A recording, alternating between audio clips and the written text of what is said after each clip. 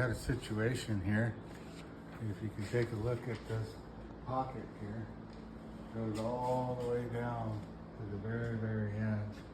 And then it also kind of does this here.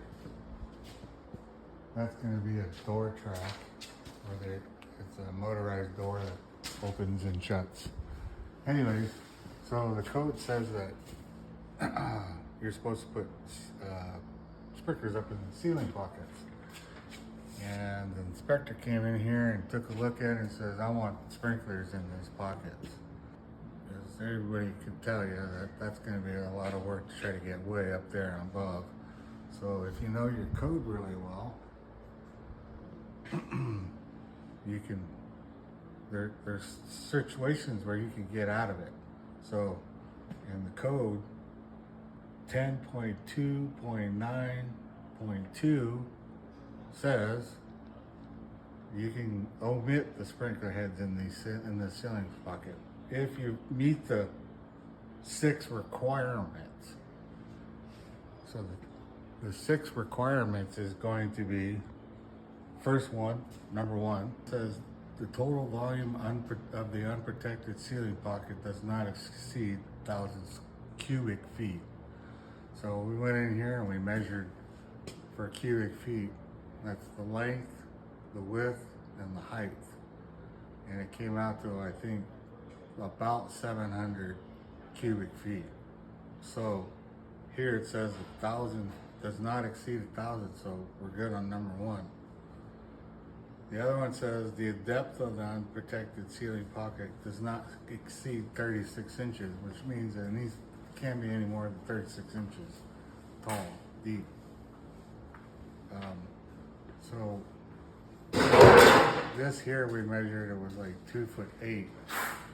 So we're within that spec, number 2. Number 3, the entire floor under the unprotected pocket is protected by sprinklers in the lower ceiling elevation. So if you can see, we put sprinkler heads on the lower side of the ceilings. And then you got number 4, the total size of all unprotected ceiling pockets in the same compartment within 10 feet of each other does not exceed 1,000 square feet. So that's what that's talking about. Number 5, the unprotected ceiling pocket has non-combustible or limited combustible finish. It's all sheetrock. Okay, so we'll wipe that one out. And the last one says quick response sprinklers are utilized throughout the compartment. These are all quick response heads, new construction, light hazard. So we basically explained that to the fire inspector, and he said, okay, good, that's what I want to hear. And we didn't have to go in here and bust all the ceiling out, try to get way up in there. That could have cost the company lots of money, time, material. And then the other trades would have back charged you for all the tearing out of the ceiling. It could have been messy.